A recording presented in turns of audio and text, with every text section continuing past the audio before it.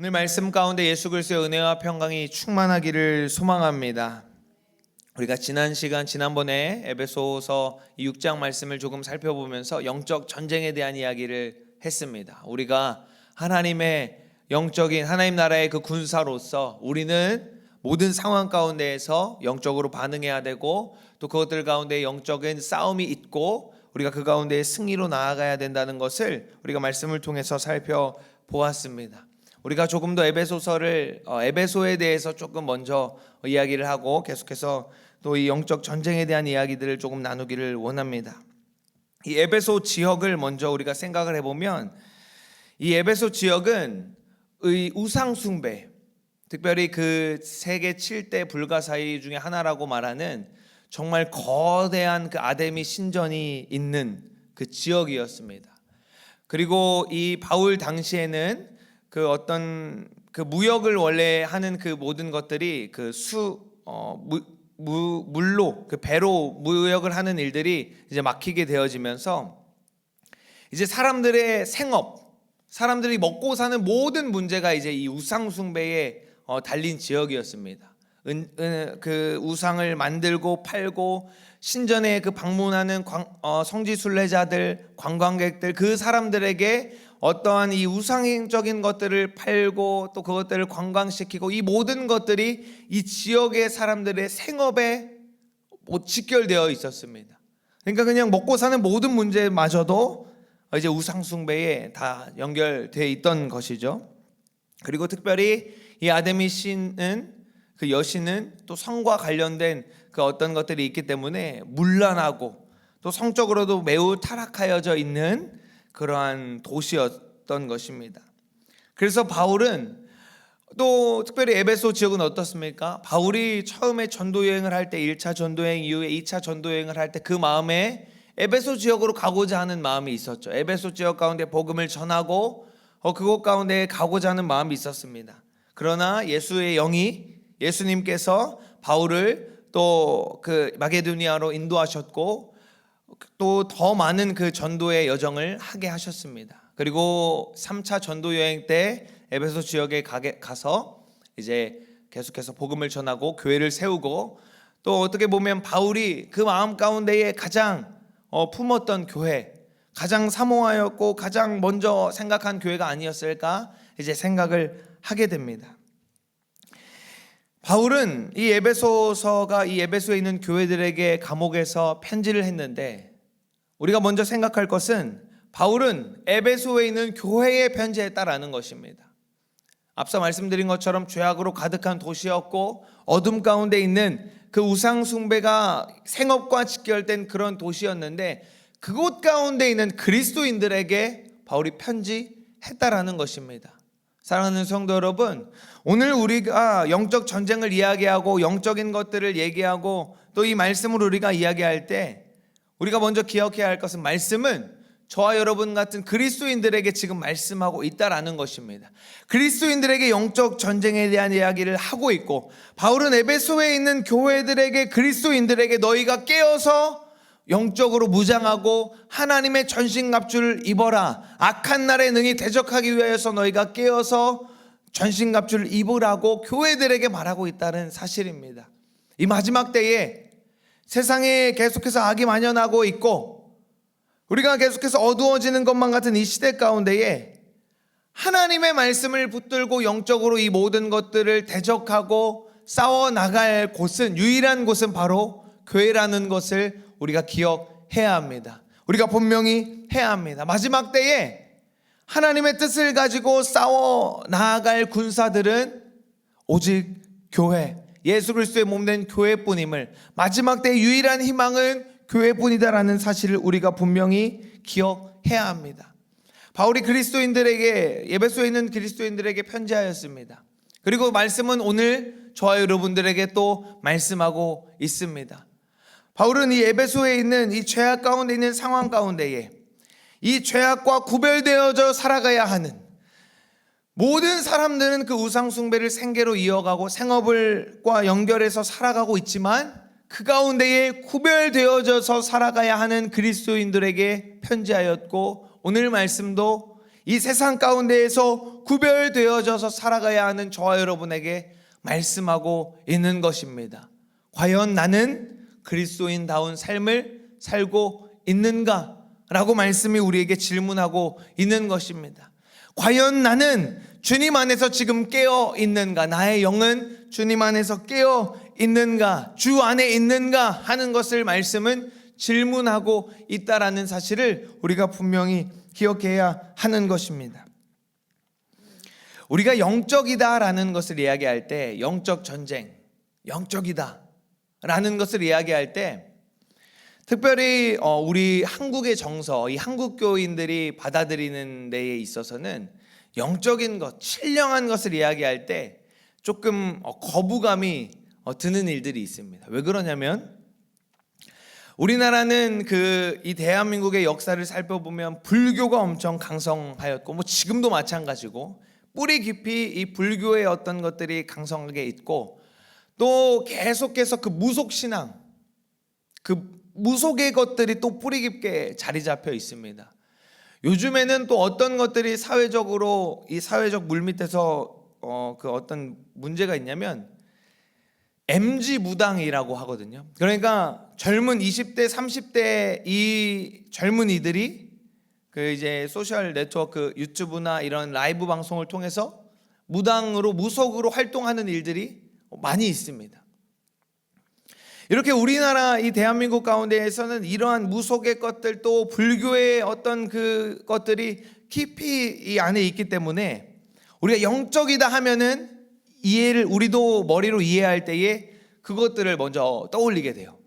그리고 이 또 한국 교회에는 많은 그 역사 가운데에 너무나도 그 세계에 전례 없는 이단들이 굉장히 많이 있죠. 그 이단들도 영적인 것에서 출발해서 잘못된 길로 막 빠지기 시작하니까 그러한 것들이 우리 가운데 상처로 있고 또 조심스럽게 있는 것입니다. 그래서 또 어떤 보수적인 그 교단은 또 방언도 우리가 하지 못하게 하고 영적인 것들을 얘기하지 못하게. 왜 그러냐면 그것들로부터 너무나 상처를 많이 받았기 때문에 그것들을 이제 상처받지 않기 위해서 안 하려고 이제 하는 것이죠.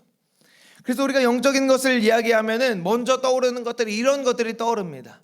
그러나 사랑하는 성도 여러분, 하나님은 영이시다라고 하셨고, 성경은 처음부터 끝까지 계속해서 보이지 않는 그 영적 세계에 대해서 말을 하고 있습니다. 그렇기 때문에 우리가 영적인 것을 먼저 떠오르고 이야기를 할 때 분명히 하나님을 먼저 떠올려야 하고, 하나님의 이 영적인 세계들을 우리가 분명하게 떠올려야 합니다. 우리가 욥기에 보면 욥기 시작에 그 하나님의 하늘나라의 어떤 일들이 소개되고 있죠. 마귀가 하나님 앞에서 하나님, 저 욥을 내가 시험하겠습니다. 저 욥에게 하나님이 이 많은 것들을 주기 때문에 저 욥이 하나님을 찬양하는 겁니다.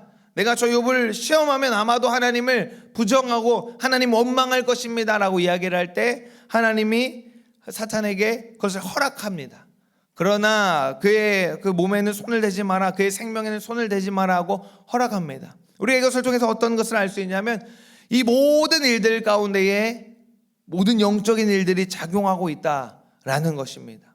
그래서 우리가 더 깨어 있어야 하는 것입니다. 그리고 지난번에 우리가 말씀을 통해서 살펴본 것은 사탄이 우리가 영적인 것을 반응하지 않고, 영적인 게 어디 있어? 이거는 지금 내 당면한 문제지. 무슨 영적인 것을 우리가 얘기해라고 하는 것을 원한다라고 했습니다. 자기가 없는 것처럼, 사탄 마귀는 본인이 없는 것처럼 여기고 영적인 세계를 우리가 말하지 않기를 원한다라고, 마귀가 그것을 원한다라고 하였습니다. 그래서 오늘 본문의 11절에 이 마귀의 간괴, 마귀가 한 영혼이라도 넘어뜨려서 죽음 가운데로 끌고 가려고 하는 이 계획과 관계를 대적하기 위해서 우리가 하나님의 전신갑주를 입어야 한다라고 오늘 본문 말씀이 말하고 있는 것입니다. 우리는 하나님 나라의 군인인 것입니다. 군인은 어떠한 특징이 있습니까? 깨어 있어야 합니다. 군인이 잠들어 있으면 지금 이 시간에도 우리가 이 휴전국가에서 편안하게 우리가 어젯밤에도 발 뻗고 잘 수 있는 것이 무엇입니까? 우리가 평안한 밤을 보내는 동안에 깨어서 국방을 지키고 있는 군인들이 있기 때문입니다. 깨어서 우리의 치안을 지키고 있는 이들이 있기 때문에 우리가 평안함을 누릴 수 있는 것입니다. 우리가 이 시대 가운데에 이 나라 이 민족이 또 열방이 평안 가운데 있기 위해서는 깨어서 악한 영들을 대적하는 저와 여러분 같은 하나님 나라의 군인들이 있어야 평안 가운데 우리가 있을 수 있는 것입니다. 사랑하는 성도 여러분, 우리가 분명히 하나님 나라의 군사라는 사실을, 군인이라는 사실을 우리가 분명히 기억해야 합니다. 그리고 사도 바울이 너희가 전신갑주를 입어라 라고 이야기를 하죠. 사도 바울은 이 로마의 지금 이 편지를 쓰고 있는 가운데에서는 감옥에 갇혀 있습니다. 그리고 로마가 모든 열방을 제패하고 있는 로마 제국의 이 시대 가운데 있습니다. 그래서 바울이 전신갑주를 취하라라고 할 때는 그 로마 군인을 떠올리면서 그 로마 군인이 착용하고 있는 어떤 그 갑주들을 이야기를 하면서 그것들을 디테일하게 영적으로 이야기한 것을 우리가 먼저 기억을 해야 합니다.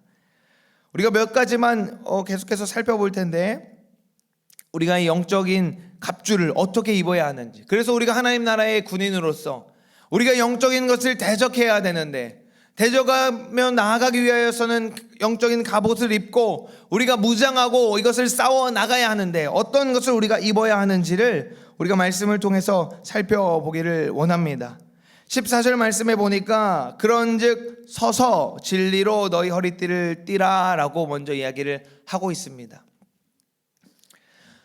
서 있어라 라고 이야기를 하고 있습니다. 서 있다라는 것은 어떤 것을 의미합니까? 준비되어 있는 것이고 계속 이야기한 것처럼 깨어 있는 것을 말하고 있습니다. 우리가 서 있다라고 하는 것은 뭔가 이 사탄의 그 영적인 공격을 대적하기 위하여서 준비하고 있다라는 것을 의미합니다. 진리로 허리띠를 띠라라고 말하고 있습니다. 허리띠, 우리가 요즘 하는 벨트와도 같은 의미로 우리가 생각할 수 있겠습니다. 로마 병사들 가운데에 이 허리띠를 띠고 있었고, 오늘날에도 군대에 가면 군인들이 허리에 띠를 띠는 것이 있습니다. 탄띠라고 하는데, 과거에도 마찬가지고 오늘날에도 마찬가지고 이 허리띠는 어떤 역할을 하냐면 이 허리띠에 어떤 그 무기들을 장착합니다. 옛날에는 칼을 장착했겠고 또 어떤 그 다른 무기들을 이 허리띠에 장착을 하고, 이 허리띠를 장착을 하는 것을 이유는 여러분들 혹시 아실지 모르겠는데, 우리가 운동, 저는 헬스를 정말 싫어하는데, 운동을 하는 사람들이 힘을 쓰기 위해서, 힘을 강하게 쓰기 위해서 허리에 벨트를 합니다. 허리에 벨트를 강하게 하고 이 허리를 단단하게 받쳐준 상태에서 힘을 쓰고 운동을 합니다. 허리가 너무나 중요하죠. 허리가 다치면 아무런 힘도 쓸 수 없는 것입니다. 허리띠를 찬다라는 것은 하나님 앞에서 바로 서고 하나님 앞에서 지금 싸우기 위하여서 힘을 쓰기 위하여서 강하게 준비되어 있는 것을 뜻합니다. 근데 이 허리띠가 어떤 허리띠라고 말합니까? 진리의 허리띠다라고 말합니다. 우리가 싸움에 나가서 무기도 착용해야 되고 우리가 모든 갑옷을 입어야 되는데 가장 처음 해야 될 것이 무엇이냐? 하나님의 진리로 우리의 허리를 단단하게 동여매야 한다는 것입니다. 진리로 허리띠를 차지 않으면 어떠한 일이 발생하냐면, 나중에 모든 갑주들을 우리가 얘기하겠지만 그 갑옷을 차고 싸워야 하는데 내 적이 누구인지, 내가 지금 어디를 향해서 칼을 휘둘러야 하는지 모르게 됩니다. 왜? 진리의 허리띠를 제대로 착용하지 않았기 때문에 나의 삶의 기준, 나의 싸움의 기준이 흔들린다라는 것입니다. 사랑하는 성도 여러분, 우리가 전신갑주를 취해야 할 것인데 가장 먼저 진리로 우리의 허리띠를 동여 매시기를 소망합니다. 예수 그리스도의 진리의 말씀으로 우리의 허리띠를 동여 매시기를 소망합니다. 우리가 진리 가운데 담대히 서 있어야 내가 지금 누구를 상대해야 되고 내가 지금 어떠한 대적을 싸워야 하는지를 분명히 알 수 있다라는 것입니다. 그래서 바울이 전신갑주를 입어라라고 이야기하기 이전에 뭐라고 얘기합니까? 이 모든 것들은 우리의 씨름은 혈과 육이 아니라 통치자들과 권세자들과 어둠의 세상 주관자들, 하늘에 있는 악한 영들을 우리가 상대해야 하는 것이고, 악한 날에 너희가 능히 깨어서 대적하기 위해서 전신갑주를 입어라라고 우리의 상대방, 우리가 싸워야 될 대적을 분명하게 알려줍니다. 그리고 진리로 허리띠를 띠라라고 말하고 있습니다. 우리가 진리의 말씀이 우리 가운데 강하게 있지 않으면, 우리가 말씀을 읽고 말씀을 듣는다고 하지만 그 말씀이 내 가운데의 진리로 분명하게 믿어지지 않으면, 우리가 아무리 강한 무기를 착용하고 있다 하고 무장하고 있다 할지라도 아무런 쓸모가 없는 것입니다. 진리가 분명하게 내 안에 기준으로 자리 잡혀야 우리가 그 모든 갑옷들을 입고 싸워 나아갈 수 있는 것입니다. 오늘 제가 말씀을 준비할 때 원래 계획은 복음의 신까지 우리가 나누려고 했는데 진리의 허리띠만 나눠야 할 것 같습니다. 사랑하는 성도 여러분, 오늘도 우리가 오늘 하루를 살아갈 때도 이 새벽에 우리가 깨어 기도하고 또 오늘 하루를 말씀으로 기도로 출발하는 이 하루의 시작에도 우리가 성전 문 밖을 나가는 그 순간부터, 아니 우리가 기도하고 이 자리에서 일어나는 그 순간부터 사탄은 어떻게 하면 저 사람을 넘어뜨릴까, 어떻게 하면 저 하나님의 자녀를 넘어뜨려서 내 종이 다시 되게 할 수 있을까, 어떻게 하면 다시 죽음으로 끌고 갈 수 있을까를 우는 사자와 같이 찾고자 하고 그렇게 살피고 있습니다.